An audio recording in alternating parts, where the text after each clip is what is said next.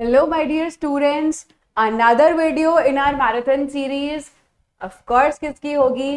Capital gain की. हमने अपना इनकम फ्रॉम सैलरी कर लिया है, इनकम फ्रॉम हाउस प्रॉपर्टी कर लिया है, इनकम फ्रॉम पीजीबीपी कर लिया है. अब नेक्स्ट हेड है हमारा कैपिटल गेन. तो अब हम करेंगे income from capital gain. All right. इसके लिए सबसे पहले सेक्शन कहां से है? 45 से 55. पहला section charging section. Charging section हमें क्या बोलता है? कैपिटल गेन हेड में टैक्सेबिलिटी कब आती है? कैपिटल गेन होगा जब आएगी ना. ऑफ कोर्स ये बात है. अब भैया कैपिटल गेन किसको बोलोगे? कैपिटल गेन हम बोलते हैं एनी प्रॉफिट और gains arising from transfer. That means सबसे पहले ट्रांसफर होना चाहिए. दूसरी बात, ट्रांसफर किसका होना चाहिए? ट्रांसफर कैपिटल असेट का होना चाहिए. तो अगर आप प्रीवियस ईयर में कैपिटल असेट का ट्रांसफर करते हो तो उस ट्रांसफर से आपको जो भी गेन अराइज होता है वो गेन कैपिटल गेन हेड में टैक्सेबल होगा. यानी कि वो आपका 44 से 45 के अंदर आएगा. कैपिटल गेन हेड में उसकी टैक्सेबिलिटी आएगी. Okay, done. मतलब ट्रांसफर हुआ प्रीवियस ईयर में. किसका ट्रांसफर? कैपिटल असेट का ट्रांसफर. तो प्रीवियस ईयर में उस ट्रांसफर पर हम टैक्स ले लेंगे. यानी कि देखो ट्रांसफर बोला है, रिसिप्ट नहीं बोला है. जब वो कैपिटल गेन रिसीव होगा, रिसीव चाहे कभी भी हुआ हो, हम ट्रांसफर के अंदर आपसे कैपिटल गेन ले लेंगे. ओके, ठीक है. नाउ क्योंकि चार्जिंग सेक्शन के अंदर दो बड़ी बात देखी हमने, एक तो कैपिटल असेट और एक ट्रांसफर. तो अब ये दोनों चीजें होती क्या क्या है? तो सबसे पहले हम देखेंगे meaning of capital asset. Capital asset किसे बोलते हैं हम? तो कैपिटल असेट हम बोलते हैं प्रॉपर्टी ऑफ एनी काइंड. किसे बोलते हैं capital asset? Capital asset is property of any kind held by N assessee.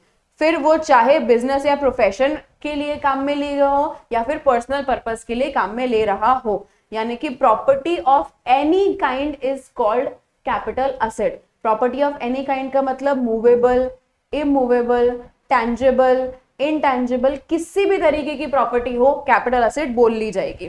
ठीक है. फिर उसके बाद में एफआईआईज यानी कि जो फॉरेन इंस्टीट्यूशनल इन्वेस्टर्स होते हैं, इनके लिए भी हमने बोला कि ये जो सिक्योरिटीज हेल्ड करते हैं ये भी कैपिटल असेट होगा. ठीक है. ओके.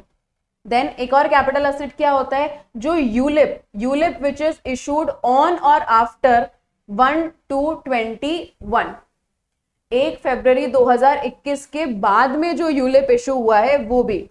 बट सब्जेक्ट है कि जो आपका प्रीमियम है वो अगर 2.5 लाख को एक्सीड करेगा तब ही हम मानेंगे. ठीक है. 2.5 लाख को अगर आपका प्रीमियम एक्सीड करता है तो हम मानते हैं. In case where premium is payable for more than 1 ULIP, अगर आप एक से ज्यादा यूलिप का लेते हो तो एग्रीगेट 2.5 लाख देखा जाता है. मतलब आपके पास जितने भी यूलिप्स हैं, यूनिट लिंक्ड इंश्योरेंस प्लान है, उन सबका हम एग्रीगेट 2.5 लाख देखेंगे. 1 फरवरी 21 के बाद में यूलिप को टैक्सेबल करा है, उससे पहले यूलिप टैक्सेबल नहीं थे. ठीक है. ओके. अभी कैपिटल असेट का एक्सेप्शन क्या होता है, यानी कि कौन सी ऐसी चीज होती है जिसे हम कैपिटल असेट नहीं बोलेंगे? तो पहली बात तो कोई भी स्टॉक इन ट्रेड है. आपका स्टॉक इन ट्रेड है ना, पीजीबी पर्पस के लिए जाएगा. Stock in trade, consumable, stores, इन्हें हम कैपिटल असेट नहीं बोलेंगे. इन्हें बेचते हो तो कैपिटल गेन नहीं आएगा. इन्हें बेचते हो तो जो इनकम है वो पीजीबीपी हेड के अंदर टैक्सेबल होगी. नेक्स्ट, पर्सनल इफेक्ट्स, यानी कि आपकी कोई भी पर्सनल मूवेबल प्रॉपर्टी है ना, तो वो भी कैपिटल असेट नहीं मानी जाती है. ठीक है. पर्सनल मूवेबल प्रॉपर्टी के कुछ एक्सेप्शंस है. मतलब jewellery, drawing, sculpture, archaeological collection, painting, any other work of art. आपका ड्राइंग, आपका ज्वेलरी, आपका पेंटिंग, आपका आर्कियोलॉजिकल कलेक्शन, आपका स्कल्पचर या फिर कोई भी अदर वर्क ऑफ आर्ट होगा, इन्हें हम कैपिटल असेट मान लेंगे. पर्सनल मूवेबल प्रॉपर्टी को कैपिटल असेट वैसे नहीं बोला है, लेकिन अगर पर्सनल मूवेबल प्रॉपर्टी इन चीजों में से कुछ एक है तो वो कैपिटल असेट मान ली जाएगी. ठीक है.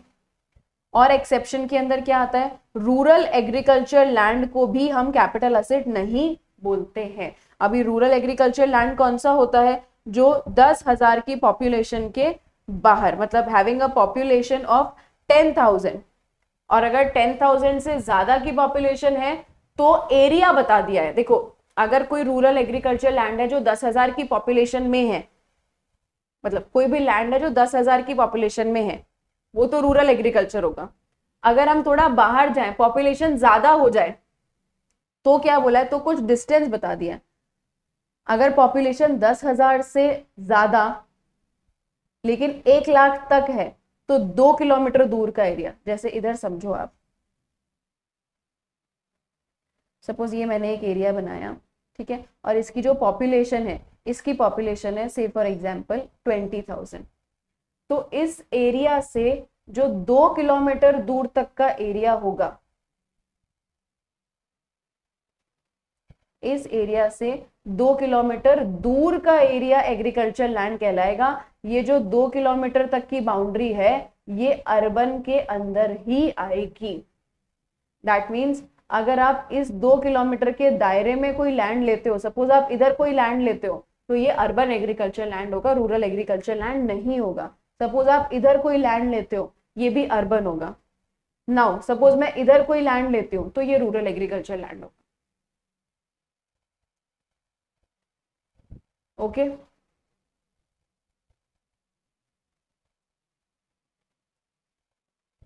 All right. तो 6 kilometre, 8 kilometre, more than 1 lakh, more than 10 lakh and इधर मोर देन 10 लाख। ओके, ये पॉपुलेशन आपको याद रखनी है। फिर उसके बाद में और किसे हमने कैपिटल असेट नहीं बोला एक्सेप्शन के अंदर, और क्या लाए हैं, गोल्ड बॉन्ड्स, अलग अलग ईयर्स के, 1991, 99, 2015, ये गोल्ड बॉन्ड्स को भी हमने कैपिटल असेट नहीं बोला है। ओके, तो ये हमारा कैपिटल असेट की डेफिनेशन खत्म हो गई है। Next is types of capital asset. Capital asset के कितने टाइप्स आते हैं, तो टाइप्स ऑफ कैपिटल असेट है आपका 2 type, short term and long term. Short term capital asset किसे बोलेंगे, जिसे आपने स्पेसिफाइड टाइम लिमिट से कम टाइम तक होल्ड करके रखा है, और लॉन्ग टर्म किसे बोलेंगे, जिसे आपने स्पेसिफाइड टाइम लिमिट से ज्यादा होल्ड करा है। तो अभी आपकी जितनी भी लिस्टेड सिक्योरिटीज होती है, लिस्टेड सिक्योरिटीज में आपके शेयर्स एंड डिबेंचर्स सब आ जाते हैं। जितना भी जो भी आपका यूटीआई की यूनिट्स है, unit trust of India. Next is your equity oriented mutual fund. तो इक्विटी ओरिएंटेड म्यूचुअल फंड हम किसे कहते हैं, ऐसा म्यूचुअल फंड जो 65% या उससे ज्यादा इक्विटी में इन्वेस्ट करता है। यूटीआई क्या होता है, एक्सिस बैंक का ही अभी का आज का पुराना नाम जो था, जिसका आज का नाम एक्सिस बैंक है, वही तो यूटीआई है, क्योंकि यूनिट्स का जो कॉन्सेप्ट है वो इंडिया के अंदर लाया ही कौन, axis bank. Okay, and last is zero coupon bonds. तो अगर ये 4 एसेट हैं, इन चारों एसेट का अगर आपने 12 महीने तक होल्ड करा है, शॉर्ट टर्म, 12 महीने के ऊपर एक भी दिन हो गया, लॉन्ग टर्म। ठीक है, unlisted equity and preference shares. Unlisted shares की बात करी है, ऊपर देखो, ऊपर लिस्टेड सिक्योरिटीज की बात करी थी, इधर केवल अनलिस्टेड शेयर्स की बात करी है, सिक्योरिटीज की नहीं।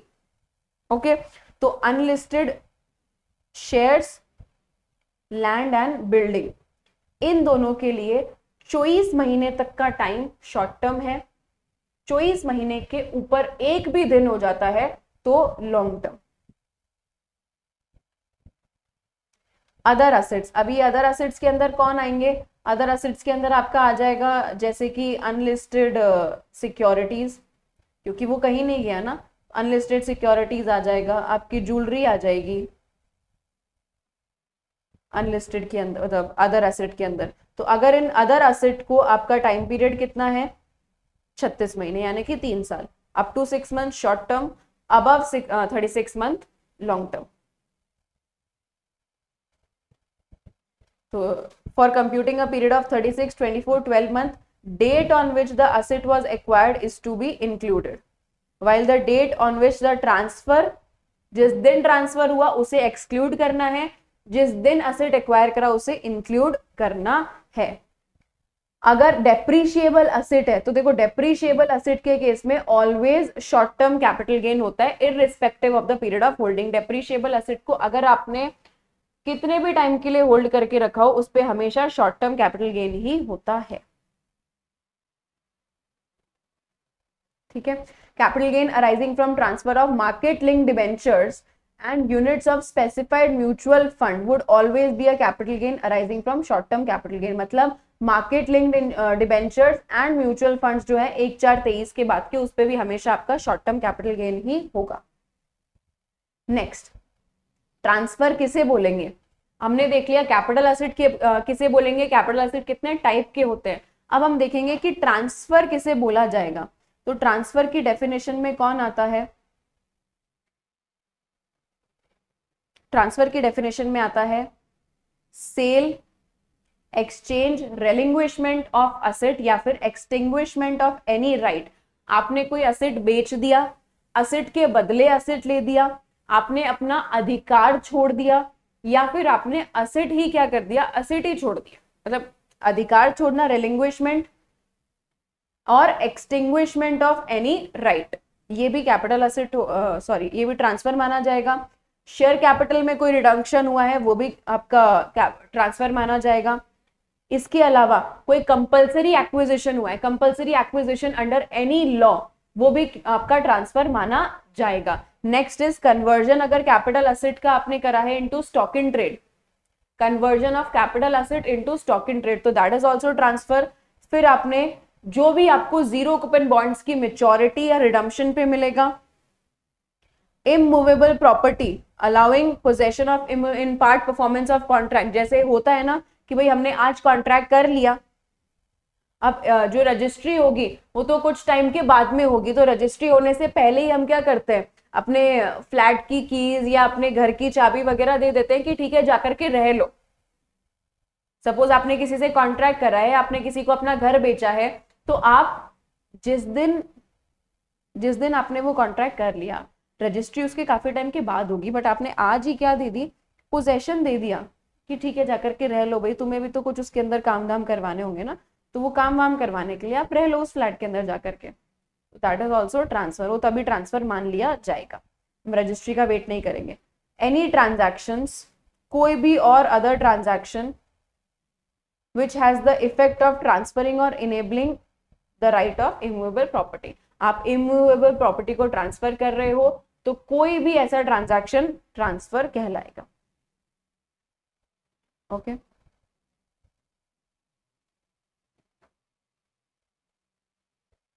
नेक्स्ट, हम किसे किसे ट्रांसफर नहीं बोलते हैं, transactions not regarded as transfer, क्योंकि अगर ट्रांसफर नहीं होगा तो कैपिटल गेन नहीं आएगा, कैपिटल गेन नहीं आएगा तो हमें सेक्शन के अंदर उसको पढ़ क्यों रहे, क्योंकि इसी में तो हमने देखना है ना ट्रांसफर क्या होता है। पढ़ो चुपचाप से, जरूरी है पढ़ना आपके लिए। ओके, ऑलराइट, तो कोई भी आपका HUF के टोटल या पार्शियल पार्टीशन पे जो भी डिस्ट्रीब्यूशन हुआ है वो ट्रांसफर नहीं कहलाता है। अरे भाई घर का बंटवारा हुआ है, वो ट्रांसफर थोड़े ना कहलाएगा, हमने किसी को बेची थोड़ी है ना ये चीजें। ठीक है, आपको गिफ्ट में, विल में या इररिवोकेबल ट्रस्ट में अगर कुछ मिला है तो वो भी ट्रांसफर नहीं कहलाता है। बस शर्त है कि अगर आपको ईसॉप मिले हैं, एम्प्लॉय स्टॉक ऑप्शन प्लान मिला है किसी एम्प्लॉय को और वो फर्दर ट्रांसफर कर दिया उसने, तो वो ट्रांसफर कहला जाएगा। ठीक है, नेक्स्ट, 100% सब्सिडरी, 100% होल्डिंग। देखो सब्सिडरी होल्डिंग के बीच में अगर कोई भी ट्रांजैक्शन होता है, 100% सब्सिडरी होल्डिंग की बात कर रही हूं, तो इसका मतलब क्या हो गया, मैंने मेरी एक जेब में से पैसा निकाल करके मेरी दूसरी जेब में रखा है, इसको ट्रांसफर क्यों बोल देंगे हम। सपोज इधर है मेरी होल्डिंग और इधर है मेरी सब्सिडरी, ठीक है, ये 100% होल्डिंग है, ये सब्सिडरी में 100% शेयर्स एक्वायर करके रखती है, तो दोनों घर एक ही इंसान के हैं ना, आप ट्रांसफर करो। अब जिसको ट्रांसफर हो रहा है, मतलब जिसके हाथ में एसेट आ रहा है, शर्त है कि वो क्या होनी चाहिए, इंडियन कंपनी होनी चाहिए। बस आपको इतना याद रखना है, जिसके हाथों में एसेट आ रहा है वो इंडियन कंपनी होनी चाहिए। इसके अलावा अगर आप डीमर्जर में, तो रिजल्टिंग कंपनी और डीमर्ज्ड कंपनी के बीच में कुछ भी अगर एसेट की ट्रांसफर होता है उसे ट्रांसफर नहीं माना जाता है। नेक्स्ट, अमलगमेशन के अंदर भी सेम बात है, गवर्नमेंट सिक्योरिटीज नॉन रेजिडेंट से नॉन रेजिडेंट, ठीक है, थ्रू एन इंटरमीडियरी, वो भी ट्रांसफर नहीं माना जाएगा। आरबीआई के बॉन्ड्स, इलेक्ट्रॉनिक गोल्ड रिसिप्ट। अब ये सब देखो थ्योरेटिकल पॉइंट्स होते हैं, यहाँ से अगर मैं बात करूँ ना तो ये सारे पॉइंट्स आपके थ्योरेटिकल है, एग्जाम पॉइंट ऑफ व्यू से they are not important. Important क्या है, ये transfer by way of conversion of bonds debentures. अगर आप बॉन्ड्स या डिबेंचर्स को कन्वर्ट करवा रहे हो इनटू शेयर्स या फिर डिबेंचर्स, वो भी ट्रांसफर नहीं माना जाता है, बट उस कन्वर्टेड असेट को जब आप आगे बेचते हो ना वो ट्रांसफर माना जाता है। Okay, conversion of preference shares into equity, preference से इक्विटी में कन्वर्ट करवा दिया, that is also not transfer. और under reverse mortgage, reverse mortgage scheme किसके लिए होती है, ये होती है सीनियर सिटीजन के लिए। जब सीनियर सिटीजन अपना घर बैंक को दे देते हैं और बैंक उसके बदले में उन्हें एक कंटिन्यूस पेमेंट देता रहता है, दैट इज रिवर्स मॉर्टगेज। तो रिवर्स मॉर्टगेज भी ट्रांसफर नहीं होता है। तो ये लास्ट वाले जो पॉइंट्स हैं ये आपके लिए थोड़े से इंपॉर्टेंट है। ओके, स्टार्टिंग के कुछ पॉइंट्स और लास्ट के कुछ पॉइंट्स। नेक्स्ट, सोल प्रोप्राइटर से, सोल प्रोप्राइटर या फर्म से कंपनी बनना, और साथ साथ में ही कर लेंगे प्राइवेट या अनलिस्टेड पब्लिक कंपनी से आप क्या बन रहे हो, एलएलपी बन रहे हो। प्राइवेट या अनलिस्टेड पब्लिक कंपनी से आप क्या बन रहे हो, एलएलपी बन रहे हो। अब इसके लिए कुछ कंडीशंस है। क्या कंडीशंस हैं कि सबसे पहली कंडीशन तो आपको सारे के सारे असेट्स ट्रांसफर करने हैं, आपको सारे असेट्स ट्रांसफर करने हैं। सेकंड कंडीशन, 50% से कम की वोटिंग आपको उस कंपनी के अंदर नहीं मिलेगी मिनिमम 5 साल के लिए। सेम इधर है, 50% of profits for at least 5 years। Okay, आगे क्या बोला, शेयर होल्डिंग के अलावा और कुछ भी नहीं मिलेगा। ठीक है, इसके अंदर 3 कंडीशंस हैं, आगे के अंदर 6 कंडीशंस हैं। 6 कंडीशंस क्या बोलती हैं कि share holder of company will become partner, same proportion में पार्टनर बनेंगे। 3 साल तक कुछ कोई कन्वर्जन की डेट से 3 साल तक कोई भी अमाउंट पे नहीं किया जाएगा आउट ऑफ एक्यूमुलेटेड प्रॉफिट, यानी कि रिजर्व एंड सरप्लस से। ओके, जो टोटल टर्नओवर है वो 60 लाख को एक्सीड नहीं करेगा, और जो टोटल असेट की वैल्यू है वो 5 करोड़ को एक्सीड नहीं करेगी। कितने टाइम में, 3 साल। नाउ हमें कंप्यूट करना कैसे है कैपिटल गेन, तो कैपिटल गेन आपको कंप्यूट करना सिखाया है सेक्शन नंबर 48 ने। सेक्शन 48 क्या बोलता है कैपिटल गेन की कंप्यूटेशन के लिए, कि आप सबसे पहले फुल वैल्यू ऑफ कंसिडरेशन लो, उसमें से आप माइनस करो जो भी आपके एक्सपेंसेस लग रहे हैं, फिर आपका आएगा net sale consideration. Net sale consideration में से आपको माइनस करना है कॉस्ट ऑफ एक्विजिशन या फिर आपका इंडेक्स कॉस्ट ऑफ एक्विजिशन। ऐसा ही सेम कॉस्ट ऑफ इंप्रूवमेंट या फिर index cost of improvement. Indexation हम करते हैं अपना लॉन्ग टर्म जब आपका असेट होता है तब। लास्ट एंड फाइनल उसमें से आपको एग्जेम्पशंस माइनस करनी है, exemption from 40B to 40D। Sorry, short term के लिए 40B या फिर 40D, क्योंकि वही शॉर्ट टर्म वाली होती है, और लॉन्ग टर्म के लिए आपकी बाकी सारी एग्जेम्पशंस आ जाती है। लॉन्ग टर्म के लिए एग्जेम्पशन ज्यादा होती है। अभी हमें इंडेक्सेशन करना कैसे है, कॉस्ट ऑफ एक्विजिशन आपको इंडेक्स नंबर लेना है, कॉस्ट ऑफ एक्विजिशन में आप मल्टीप्लाई करोगे जिस साल ट्रांसफर कर रहे हो उस साल का इंडेक्स नंबर, और डिवाइड होएगा जिस साल में asset first held by assessee था।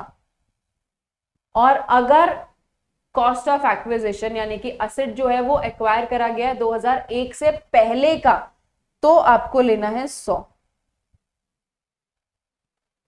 ठीक है,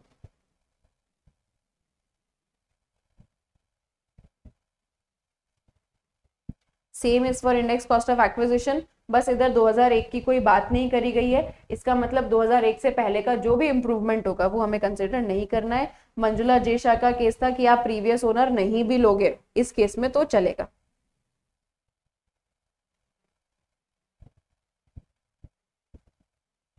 ठीक है, मतलब ऑपोजिट वाली बात के बारे में ये बोला था इस केस के अंदर। इसमें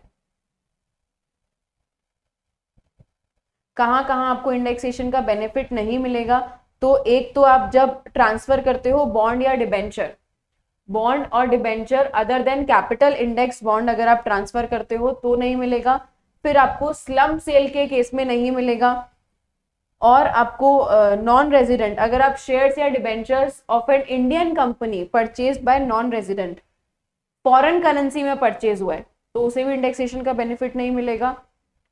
डेप्रिशिएबल असेट ट्रांसफर किया है अदर देन पावर यूनिट जो एसएलएम लेता है वो, एक और आता है इसके अंदर 112A, उसमें भी आपको इंडेक्सेशन नहीं मिलता है।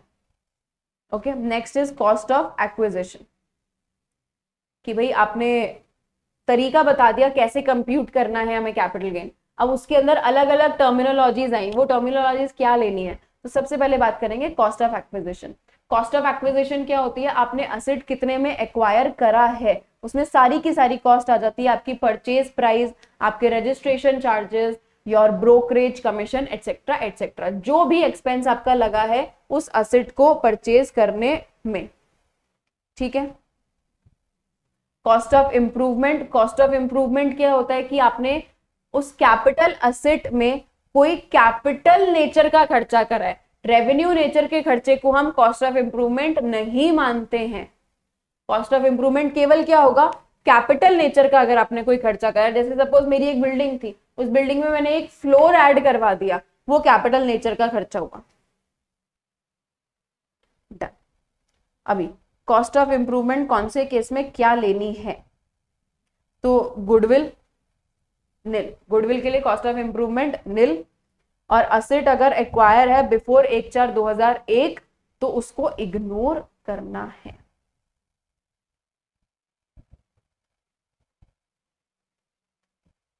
ना कॉस्ट ऑफ एक्विजिशन पे बात करते हैं। कॉस्ट ऑफ एक्विजिशन में सबसे पहला गुडविल या फिर कोई भी गुडविल जैसा ही इंटेंजिबल असेट यानी कि trademark, brand name, any other intangible asset self generated है तो कोई कॉस्ट ऑफ एक्विजिशन ही नहीं होगी, ऑफ कोर्स नील लोगे। प्रीवियस ओनर से एक्वायर करी है तो परचेज प्राइस जितने में एक्वायर करी है वो। Goodwill of business in respect of which depreciation आपने क्लेम कर लिया था, क्योंकि डेप्रीसिएशन जो है वो प्रीवियस ईयर 19 से 20 तक का ही मिलता था, उसके बाद से डेप्रीसिएशन नहीं मिल रहा था, तो परचेज प्राइस टोटल डेप्रीसिएशन से डिडक्ट हो जाएगी, यानी कि जितनी भी परचेज प्राइस थी उसमें से आप डेप्रीसिएशन का अमाउंट माइनस करके वो कॉस्ट ऑफ एक्विजिशन आपकी आ जाएगी। ठीक है, फिर अगर कुछ भी आपको partition, gift, will, succession, liquidation के अंदर मिला है तो purchase price of previous owner, previous owner की प्राइस आपको कॉस्ट ऑफ एक्विजिशन लेनी है। बोनस शेयर्स के केस में बोनस अगर 1/4/2001 से पहले का अलॉट हुआ है तो 1/4/2001 की एफएमबी, बोनस अगर 1/4/2001 के बाद में अलॉट हुआ है तो नील। ठीक है, और बोनस अगर 1/2/18 से पहले का है जिसपे आपने एसटीटी पे करा था ट्रांसफर के टाइम पे, तो इधर थोड़ी सी बात बदल जाती है, इधर आपको लेना होता है हायर। किसका higher, actual cost of acquisition और लोअर ऑफ एफएमवी या फिर एक्चुअल, मतलब पहले क्या करोगे, पहले आप इन दोनों का लोअर लोगे, एफएमवी या फिर एक्चुअल सेल कंसिडरेशन में से जो भी कम आएगा उस लोअर को आप कंपेयर करोगे इस हायर से, सॉरी फर्स्ट वाले पॉइंट से, और दोनों में से जो भी हायर होगा वो आपकी कॉस्ट ऑफ एक्विजिशन हो जाएगी। Next is right shares. तो राइट शेयर्स अगर राइट परचेज्ड बाय असेसी है, आपने कोई भी चीज परचेज करी है ना, तो जितना पैसा आपने परचेज के लिए दिया है वो आपकी कॉस्ट ऑफ एक्विजिशन हो जाएगा। Amount paid for acquiring the right shares, वो राइट शेयर्स एक्वायर करने में आपने कितना अमाउंट पे करा वही आपकी कॉस्ट ऑफ एक्विजिशन हो जाएगी। अगर इफ राइट इज सोल्ड या फिर रिनाउंस टू अदर पर्सन, मतलब राइट तो मुझे मिला था बट मैंने रिनाउंस कर दिया, मैंने किसी और के नाम पे कर दिया वो राइट, तो नील। ओके, अब right shares which are purchased by the person in whose favor the assessee has renounced the right, उस पर्सन ने परचेज किए तो purchase price paid to the renouncer, renouncer को जो परचेज प्राइस मिली है वो। Done. Capital asset being equity shares, STT जिसपे पे करा था ट्रांसफर और उसके टाइम पे 112A याद करो। कॉस्ट ऑफ एक्विजिशन हायर होगा, कॉस्ट ऑफ एक्विजिशन या फिर एफएमवी और फुल कंसिडरेशन, जैसा अभी ऊपर देखा। ठीक है, नाउ कॉस्ट ऑफ एक्विजिशन के बारे में बात हो गई, कौन से केस में कॉस्ट ऑफ एक्विजिशन क्या लेनी है। अब हम बात करेंगे फुल वैल्यू ऑफ कंसिडरेशन की, यानी कि सेल प्राइस क्या लेना है, जो हम कंप्यूटेशन में पहली चीज लेते हैं। तो देखो इसमें अलग अलग केसेस आते हैं, स्पेशल केसेस ये आपके सेल प्राइस से रिलेटेड ही होते हैं। सबसे पहला इसमें हम देखेंगे इमूवेबल प्रॉपर्टी, क्योंकि बहुत इंपॉर्टेंट है। ये एक्चुअली क्या करता है, अदर सोर्सेस के साथ में भाईचारा करके आ जाता है। Okay, so sale of land and building और both section 50C, section 50C क्या बोलता है कि आपने लैंड बिल्डिंग या both land and building sale करी है, तो अब उस केस में आपको फुल वैल्यू ऑफ कंसिडरेशन क्या लेनी है। Stamp duty value is greater than actual consideration. अगर स्टैम्प ड्यूटी वैल्यू ज्यादा है एक्चुअल कंसिडरेशन से, फिर तो इस केस में आपको अगर स्टैम्प ड्यूटी वैल्यू ज्यादा है एक्चुअल कंसिडरेशन से, तो इस केस में आपको चेक करना है कि क्या ये ज्यादा वाली स्टैम्प ड्यूटी वैल्यू कंसिडरेशन के 110% से भी ज्यादा है क्या। अगर हाँ तो स्टैम्प ड्यूटी वैल्यू, अगर ना तो सेल कंसिडरेशन। ठीक है, और अगर एक्चुअल सेल कंसिडरेशन ज्यादा है तब तो एक्चुअल सेल कंसिडरेशन ही लोगे।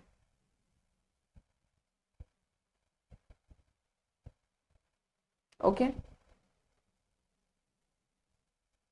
नेक्स्ट, अगर आप इस चीज से सेटिस्फाइड नहीं हो, अगर असेसी इस कंप्यूटेशन से सेटिस्फाइड नहीं है, तो वो आगे असेसिंग ऑफिसर के पास जा सकता है। असेसिंग ऑफिसर इस बात को वैल्यूएशन ऑफिसर को रेफर कर सकता है। तो अब वैल्यूएशन ऑफिसर का क्या क्या डिसीजन आ सकता है, या तो उसका अमाउंट स्टैम्प ड्यूटी से ज्यादा होगा या फिर उसका अमाउंट स्टैम्प ड्यूटी से कम होगा। ठीक है, तो अगर उसका अमाउंट स्टैम्प ड्यूटी से ज्यादा होता है तो स्टैम्प ड्यूटी ले लेंगे, और अगर कम होता है तो जो वैल्यू उसने डिटरमाइन करी है वो।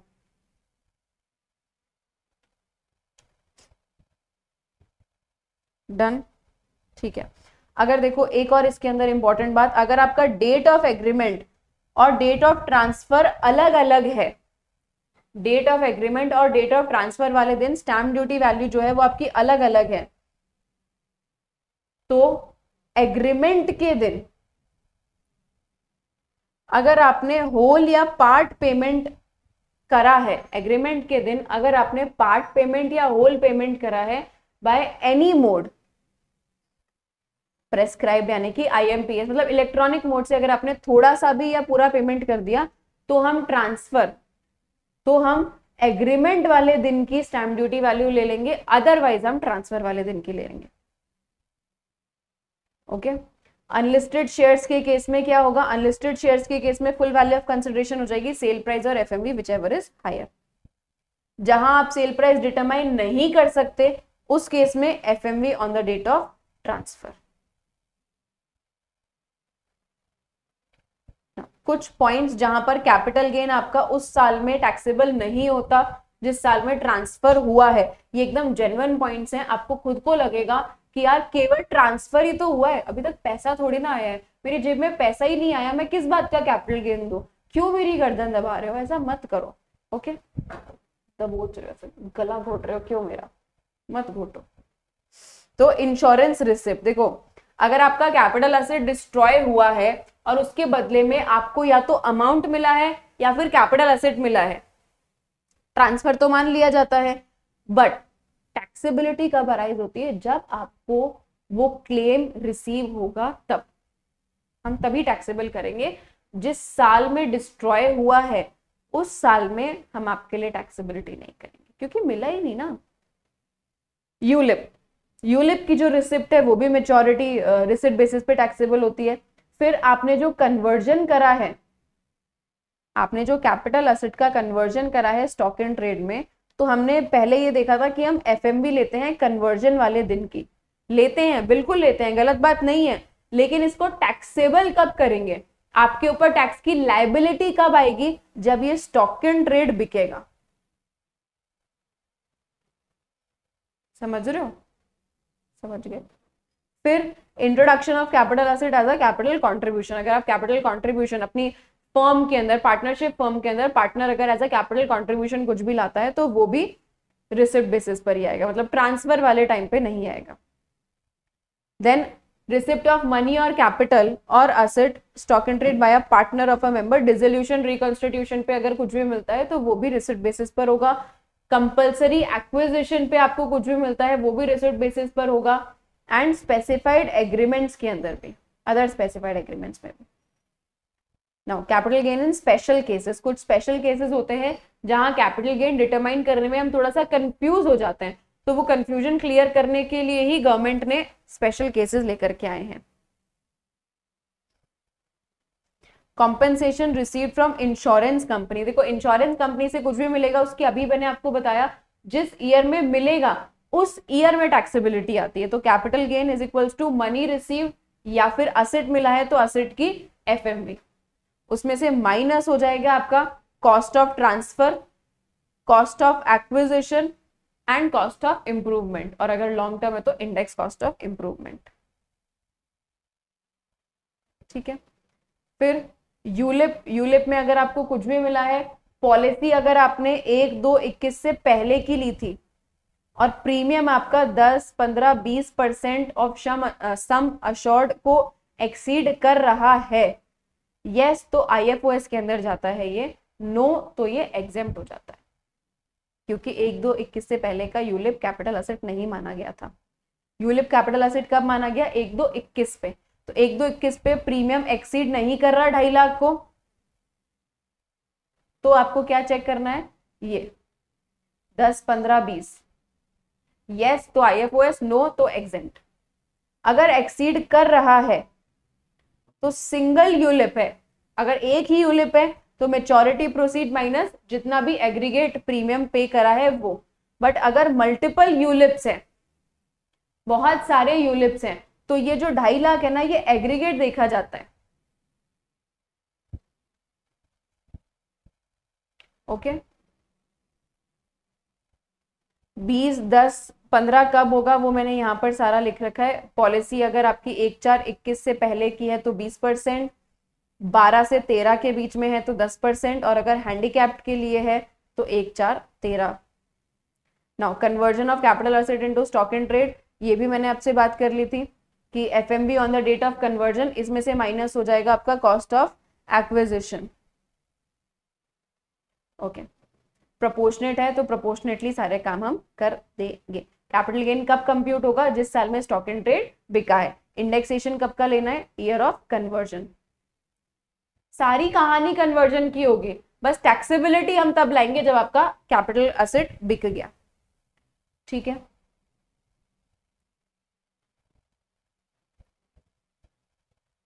All right. Compulsory acquisition of capital asset, तो कैपिटल एसेट का कंपल्सरी एक्विजिशन हुआ है तो आपको 2 चीजें मिलती है, एक तो ओरिजिनल कॉम्पेंसेशन और एक आपको मिलता है इनहैंस्ड कॉम्पेंसेशन। दोनों की जो टैक्सेबिलिटी है वो आपकी कैपिटल गेन हेड के अंदर ही आती है। ओरिजिनल कॉम्पेंसेशन भी, इनहैंस्ड कॉम्पेंसेशन भी आएगी कैसे? रिसिप्ट बेसिस पे। अगर आपको पार्ट पेमेंट, सपोज मुझे मेरे ओरिजिनल कॉन्ट्रीब्यूशन कॉम्पेंसेशन मेरा था 5 लाख और मुझे 2 लाख जो है वो मुझे मिल गया 10 अप्रैल 23 को, तो 10 अप्रैल 23 को ही हम सारी की सारी कंप्यूटेशन कर देंगे आपकी। हम इंतजार नहीं करेंगे कि बचा हुआ कब मिलेगा आपको 3 लाख। तो पार्ट पेमेंट जब रिसीव हो गया तभी पूरी की पूरी टैक्सेबिलिटी आ जाती है, बाकी का पेमेंट चाहे मिलता रहेगा। Taxable in the previous year in which compensation is first receive, पहली बार चाहे कितना भी अमाउंट का मिला हो। पीरियड ऑफ होल्डिंग कब तक का लेना है? जब तक एसेट कंपल्सरीली एक्वायर्ड हुआ तब तक का। इनहैंस्ड कॉम्पेंसेशन में भी सेम बात होती है। इनहैंस्ड कॉम्पेंसेशन के लिए आप क्या करते हो? आप एक्चुअली केस फाइल करते हो, तो उस केस का जब फाइनल ऑर्डर आता है ना, फाइनल ऑर्डर में जो मेंशन करेगा उसे ही हम मानते हैं, इंटरिम ऑर्डर्स को हम नहीं मानते। तो जब फाइनल ऑर्डर आ जाएगा तभी आपकी टैक्सेबिलिटी आएगी। फाइनल ऑर्डर आने के बाद में आपको अमाउंट जब रिसीव हुआ होगा तब हम आपके लिए उसको टैक्सेबल कर देंगे। और इन दोनों के ऊपर जो इंटरेस्ट है, इन दोनों का इंटरेस्ट आपका जाता है अदर सोर्सेज हेड के अंदर। ओरिजिनल या इनहैंस्ड कॉम्पेंसेशन अगर असेसी के डेथ के बाद में मिला है तो लीगल हेयर के लिए टैक्सेबल कर देंगे। कॉस्ट ऑफ एक्विजिशन एंड ये क्या लेना है, नील लेना है। अच्छा, इनहैंस्ड कॉम्पेंसेशन का नेचर जो है वो सेम होगा ओरिजिनल कॉम्पेंसेशन का, चाहे 40-50 साल ही बाद जाकर के क्यों ना मिलो। ठीक है। जॉइंट डेवलपमेंट एग्रीमेंट में अगर आपने कोई भी ट्रांसफर करा है, जॉइंट डेवलपमेंट एग्रीमेंट क्या होता है कि भाई आपकी कोई प्रॉपर्टी है वो आपने एक बिल्डर को दे दी। अब उस बिल्डर ने क्या बोला कि ठीक है इसके अंदर मैं कुछ फ्लैट्स बनाऊंगा, सपोज इसके अंदर बिल्डर जो है वो 500 फ्लैट बनाता है, तो बिल्डर बोलता है कि 200 फ्लैट्स आप रख लो और 300 फ्लैट्स मुझे दे दो, तो मैं तो ये 300 फ्लैट बेच करके जो कमाऊंगा वो मेरा पीजीबीपी होगा, आपका जो ये 200 फ्लैट की कमाई है वो कैपिटल गेन होगा। Okay, so individual possession builder को शेयर इन प्रोजेक्ट मिल जाता है इस इंडिविजुअल को, ये इसके लिए कैपिटल गेन आएगा। सेल कंसिडरेशन क्या लेंगे, स्टैम्प ड्यूटी वैल्यू, किस दिन की, जिस दिन इशू हुआ है सर्टिफिकेट ऑफ कंप्लीशन, प्लस अगर कोई अमाउंट मिला है तो वो अमाउंट भी ले लिया जाएगा। ओके, पूरी टैक्सेबिलिटी सर्टिफिकेट ऑफ कंप्लीशन में ही आएगी। लिक्विडेशन के केस में कंपनी के हाथों में कुछ भी टैक्सेबल नहीं होता, ऑब्वियसली ना, लिक्विडेट हो गई, वैसे ही पैसा नहीं है, आपको टैक्स लगाओगे कहां से पैसा देगी, दे ही नहीं पाएगी। शेयर होल्डर की बात करें, शेयर होल्डर के हाथों में फुल वैल्यू ऑफ कंसिडरेशन हम क्या ले लेते हैं, same FMV any other amount minus कर देंगे एक्यूमुलेटेड प्रॉफिट यानी कि डीम डिविडेंड। ध्यान रखना ये हमारे मॉड्यूल के अंदर भी इससे रिलेटेड इलस्ट्रेशन है। Okay, slump sale, capital gain on slump sale. तो स्लम सेल क्या होता है, जब आप अपना पूरा का पूरा एक अंडरटेकिंग या यूनिट या डिवीजन बेचते हो, एक सिंगल असेट नहीं, पूरा डिवीजन जब आप बेचते हो तो हम उसे बोलते हैं स्लम सेल। अभी लॉन्ग टर्म शॉर्ट टर्म, तो स्लम सेल के लिए 36 महीने का टाइम आएगा। ठीक है, अगर आपने 36 महीने तक हेल्ड करा है तो 36 महीने तक ही हेल्ड करा है तो शॉर्ट टर्म, 36 महीने से ज्यादा हेल्ड करके बेचा है तो लॉन्ग टर्म। इंडेक्सेशन बेनिफिट नहीं मिलेगा, लॉन्ग टर्म की रेट लगेगी 20% और एसटीसीजी जो है वो इधर आएगा आपका नॉर्मल रेट से टैक्सेबल हो जाएगा। ठीक है, हमें टैक्सेबल करना क्या है, full value of consideration. Full value of consideration क्या होगा आपका, फेयर मार्केट वैल्यू, जो भी फेयर मार्केट वैल्यू होगी वो माइनस नेटवर्थ। देखो एफएमवी माइनस नेटवर्थ, क्योंकि कॉस्ट ऑफ एक्विजिशन तो आपके लिए क्या होगी उस अंडरटेकिंग की, जो उस अंडरटेकिंग की नेटवर्थ है, पूरे बिजनेस की नहीं, अंडरटेकिंग की नेटवर्थ। अभी नेटवर्थ कैसे निकालेंगे, टोटल असेट्स ले लो, टोटल जितने भी आपके असेट्स हैं वो सब आपको ले लेने हैं और उसमें से माइनस कर देंगे हम लायबिलिटीज, ये आपकी नेटवर्थ आ जाएगी। ओके, डेप्रिशिएबल असेट के केस में WDV लेना है, सेल्फ जनरेटेड गुडविल के केस में नील आएगी वैल्यू, अगर 35 AD का असेट है तो उस केस में भी नील आएगी और बाकी असेट्स के केस में आपको बुक वैल्यू लेनी है। तो this was your slump sale. Advance money forfeited, अगर कोई भी एडवांस मनी आपका फोरफिट कर लिया जाता है तो इसमें डेट है 1/4/14। 1/4/14 से पहले का जो एडवांस मनी फोरफिटेड है वो कॉस्ट ऑफ एक्विजिशन में से लेस हो जाता है, एंड 1/4/14 के बाद का जो एडवांस मनी फोरफिटेड है वो अदर सोर्सेज हेड के अंदर जाता है। If forfeited by previous owner then ignore. ठीक है, ये टैक्स रेट्स थी कैपिटल गेन के अंदर। तो 111A और 112A ये कौन से होते हैं, जिन पे आपने STT पे किया होता है। 111A पे 15%, 112A पे अबव 1 लाख 10%। इसका मतलब 1 लाख तक तो आपका ये एग्जेम्प्ट होगा, 1 लाख के ऊपर आप पे 10% लग जाएगा। और फिर आता है अदर देन दीज, इनके अलावा 112।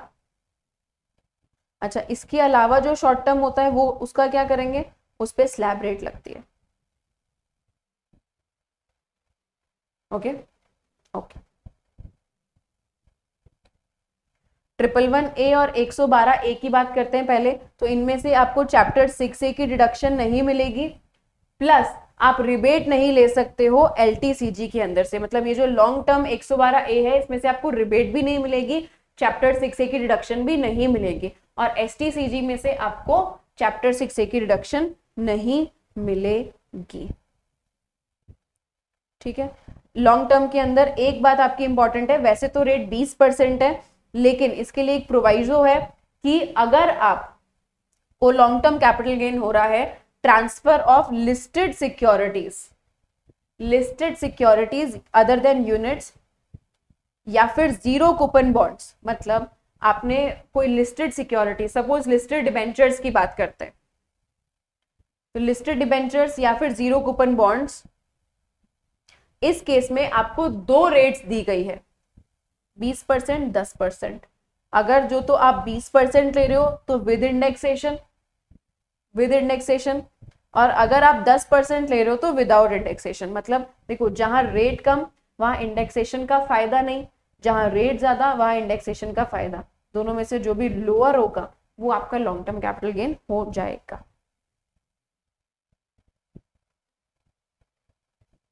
Last but not the least, exemptions.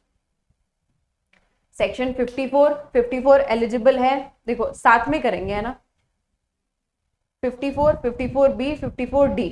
तो जो आपका सेक्शन 54 की एग्जेम्पशन है ये लगती है इंडिविजुअल HUF, बी भी लगती है इंडिविजुअल HUF, और डी लगती है एनी असेसी। ठीक है, 54 किस पे लगती है? Long term residential house property, long term residential house property, only residential house property. Long term residential house property बेच करके मैंने क्या लिया है, कहां इन्वेस्ट करा है? तो हाउस प्रॉपर्टी बेच करके हाउस प्रॉपर्टी ही ली है।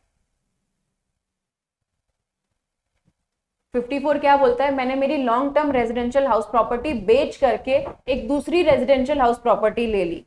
अब अगर बेचने पर आपको 2 करोड़ तक का कैपिटल गेन हुआ होगा, 2 करोड़ तक, तब तो आप 2 हाउस प्रॉपर्टी ले सकते हो। बट अगर 2 करोड़ को एक्सीड कर रहा है तो आप एक ही हाउस प्रॉपर्टी ले सकते हो। डन। कितने साल में लेनी है? ट्रांसफर से या तो 1 साल पहले ट्रांसफर हो गया, या तो ट्रांसफर से 1 साल पहले आपने देख रखी हो प्रॉपर्टी, या फिर ट्रांसफर के 2 साल बाद, और अगर कंस्ट्रक्ट करवा रहे हो तो 3 साल तक का टाइम दिया है आपको। इतने टाइम के लिए इस पैसे को कहां रखें? तो जितनी भी एग्जेम्पशन में आप टाइम लिमिट पढ़ोगे ना, वो टाइम लिमिट के लिए पैसे को आपको जमा करवाना है सेंट्रल गवर्नमेंट के अकाउंट में। ओके, नो एग्जेम्पशन कितनी मिलेगी 54 में? कैपिटल गेन और अमाउंट इन्वेस्टेड मैक्सिमम 10 करोड़ तक का।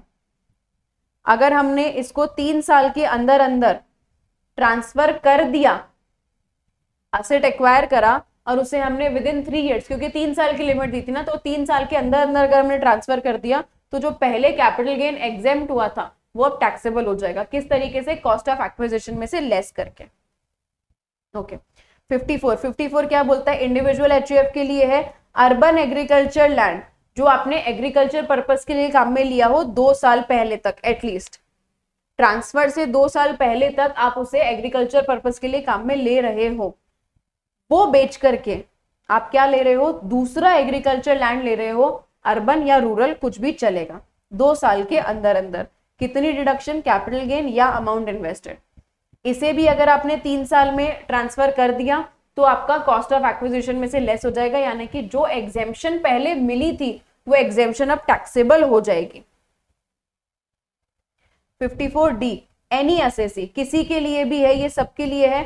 कंपल्सरी एक्विजिशन अगर आपका हो रहा है इंडस्ट्रियल अंडरटेकिंग में, शर्त है वो इंडस्ट्रियल अंडरटेकिंग होनी चाहिए 2 साल तक एटलीस्ट। ट्रांसफर से 2 साल पहले तक वो प्रॉपर्टी आपकी इंडस्ट्री, एज एन इंडस्ट्री काम आ रही हो।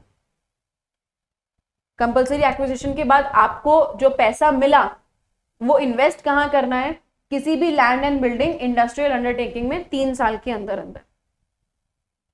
ओके, अगर कॉस्ट ऑफ न्यू एसेट ज्यादा है कैपिटल गेन से तो पूरा का पूरा कैपिटल गेन एग्जेम्प्ट हो जाएगा। ऑफ कोर्स आपने जो नई अंडरटेकिंग ली है वो ज्यादा महंगी है जितना आपको कैपिटल गेन हुआ उससे, तो पूरा एग्जेम्पशन, और अगर कम है तो जितने की अंडरटेकिंग ली है वो 3 साल में ट्रांसफर कर दिया, टैक्सेबल हो जाएगा। 54 EC, 54 EE, 54 F, any SSC, individual HUF। क्या ट्रांसफर हो रहा है? लॉन्ग टर्म कैपिटल असेट, कोई भी लॉन्ग टर्म कैपिटल असेट नहीं, लैंड और बिल्डिंग, लैंड और बिल्डिंग और बोथ जो कि लॉन्ग टर्म एसेट थी। देखो बिल्डिंग है ना, असेट लॉन्ग टर्म बोला है, गेन लॉन्ग टर्म नहीं बोला है, क्योंकि बिल्डिंग तो डेप्रिशिएबल असेट होती है, and depreciable assets are always short term. Okay, तो लैंड और बिल्डिंग और बोथ बेच करके, जो 24 महीने से ज्यादा आपने रखी हुई हो उसे बेच करके आपने क्या लिया, आपने RECL या NHAI के बॉन्ड्स या जो भी बॉन्ड्स गवर्नमेंट ने प्रेस्क्राइब कर रखे हैं वो बॉन्ड्स आपने लिए हैं। कितने टाइम में? देखो बॉन्ड्स लेने में ज्यादा टाइम नहीं लगता। आप जितनी भी एग्जेम्पशन जमीन जायदाद से रिलेटेड देखोगे ना, वो आपको ज्यादा टाइम पीरियड की दिखेगी, क्योंकि जमीन लेने में टाइम लगता है, इतना आसानी से जमीन नहीं ली जाती है। ऑलराइट, तो बॉन्ड्स लेने में एज सच टाइम नहीं लगता है, तो आपको टाइम दिया 6 महीने का, 6 महीने के अंदर अंदर आप बॉन्ड्स ले लो। कितना डिडक्शन? बॉन्ड्स कैसे होने चाहिए? अच्छा, बॉन्ड्स ऐसे होने चाहिए जिनका redemption time period at least 5 years हो। कैपिटल गेन और अमाउंट इन्वेस्टेड मैक्सिमम 50 लाख। अगर आपने ट्रांसफर या कन्वर्जन कर दिया 5 साल से पहले, तो जो कैपिटल गेन पहले एग्जेम्प्ट हुआ था वो अब टैक्सेबल हो जाएगा, सीधी सी बात है। इधर क्या करना है? Any SSC, any long term capital asset, कोई भी लैंड, बिल्डिंग, रेजिडेंशियल हाउस, फलाना ढिमकाना कुछ नहीं बोला, any long term capital asset लेकर के कहाँ इन्वेस्ट करना है? ऐसे फंड्स में जो स्टार्टअप को फाइनेंस करते हैं, जिसे आप बोलते हो एंजल फाइनेंसिंग। ओके, कितने टाइम में? वापस से देखो, क्योंकि फंड्स के अंदर ही इन्वेस्ट करना है तो कम टाइम दिया है, 6 महीने का, मैक्सिमम 50 लाख एक्चुअल अमाउंट, या फिर 50 लाख मैक्सिमम। 3 साल तक रखना है, वरना टैक्सेबल हो जाएगा इधर भी। नो 54F, ये थोड़ी सी टेढ़ी है क्योंकि ये आपको प्रोपोर्शनेट बेसिस पे मिलती है। Individual HUF, any long term capital asset other than residential house, बेच करके क्या ले रहे हो? एक रेजिडेंशियल हाउस, एक ही। 54 में एक से ज्यादा बोला था, 2 करोड़ से कम है तो, यहां नहीं बोला तो नहीं लेंगे। एक रेजिडेंशियल हाउस, वही सेम कंडीशन, या तो 1 साल पहले, या तो 2 साल बाद, या फिर 3 साल कंस्ट्रक्शन के केस में। ठीक है, एग्जेम्पशन प्रोपोर्शनेट बेसिस पे मिलेगी। कैसे proportionate? Cost of new residential house, अगर नेट सेल कंसिडरेशन, मतलब जितना सेल कंसिडरेशन आया था ना, जितना यहां से आपको सेल कंसिडरेशन मिला, अगर वो एज इट इज इन्वेस्ट कर दिया तो फुल अमाउंट एग्जेम्प्ट हो जाएगा। लेकिन अगर एज इट इज इन्वेस्ट नहीं करा तो एग्जेम्पशन कितने की मिलेगी आपको? Long term capital gain into जितना अमाउंट इन्वेस्ट करा वो, डिवाइडेड बाय आपका नेट कंसिडरेशन। दैट मीन्स अगर फुल एग्जेम्पशन चाहिए तो पूरा का पूरा कंसिडरेशन इन्वेस्ट करो, मैक्सिमम अप टू 10 करोड़। 3 साल से पहले अगर ट्रांसफर कर दिया, बहुत ध्यान से सुनना इसे, 3 साल से पहले अगर ट्रांसफर कर दिया तो जो असेट, मतलब जो ट्रांसफर पे कैपिटल गेन हुआ है वो तो अलग लगेगा, और जो ये एग्जेम्पशन पे आपने क्लेम करी थी, जो एग्जेम्पशन क्लेम करी थी वो अलग से टैक्सेबल होगी। कॉस्ट ऑफ एक्विजिशन में से माइनस नहीं करवाएंगे, अलग से टैक्सेबल करेंगे। ओके, कुछ कंडीशंस हैं। असेसी एक से ज्यादा रेजिडेंशियल हाउस प्रॉपर्टी उसकी नहीं होनी चाहिए ट्रांसफर वाले दिन में, और assessee should not purchase any other residential house, 2 साल में कोई दूसरा रेजिडेंशियल हाउस नहीं होना चाहिए, और कंस्ट्रक्शन है तो 3 साल। ओके, GA GB ये आपकी जो है ये आपकी रिलेटेड है किससे? प्लांट एंड मशीनरी के ट्रांसफर से। ये दोनों, any person, plant and machinery, industrial undertaking says, बेच करके क्या ले रहे हो? परचेज या कंस्ट्रक्ट कर रहे हो new plant and machinery, land and building, या original plant and machinery shift करा, एज द केस में भी कुछ भी है आपको एग्जेम्पशन मिल जाएगी, कैपिटल गेन या फिर cost incurred which ever is lower. Same इधर, यहां पर भी आप सेज एरिया में जा रहे हो। 54 GB इंडिविजुअल HUF के लिए बात करता है। क्या बात करता है? लॉन्ग टर्म रेजिडेंशियल प्रॉपर्टी लेकिन ट्रांसफर जो है वो आपका 1/4/12 से लेकर 31/3/22 तक उसके बीच में हो जाना चाहिए। अभी ये ट्रांसफर करके आपने क्या लिया, आपने सब्सक्राइब करे हैं 25% और more equity of a startup company. आपने लॉन्ग टर्म असेट दिया, long term residential house property दिया, उसके बदले एक ऐसी जगह इन्वेस्ट करा है, 25% इक्विटी ली है एक स्टार्टअप की। शर्त है, अब ये जो स्टार्टअप है ना, ये आपके पैसे को फर्दर इन्वेस्ट करना चाहिए, ये कंडीशन है, तभी आपको एग्जेम्पशन मिलेगी, वरना नहीं मिलेगी। Startup have invested such amount in computer software और any asset up to due date of return filing. Exemption कितनी मिल जाएगी, अमाउंट इन्वेस्टेड या फिर कैपिटल गेन। 5 साल तक आपको हेल्ड करके रखना है, वरना ये टैक्सेबल हो जाएगा। ओके, ये कुछ मिसलेनियस पॉइंट्स होते हैं कैपिटल गेन के। विड्रॉल ऑफ एग्जेम्पशन, यानी कि ऊपर हम जो 100% holding, sole proprietor to firm, private unlisted to LLP पढ़ करके आए थे, उनकी एग्जेम्पशन विड्रॉ हो जाएगी अगर आपने कंडीशंस फुलफिल नहीं करी तो। कंडीशन एग्जेम्पशन विड्रॉ होने का मतलब जब आपने कंडीशन वायलेट कर दी तब ये टैक्सेबल हो जाएगा। So this was all our capital gain. Capital gain again एक बहुत ही इंपॉर्टेंट सेक्शन है, आप बार बार इस मैराथन को देखिएगा, आपको डेफिनेटली कैपिटल गेन का हर सेक्शन याद हो जाएगा। Thank you very much.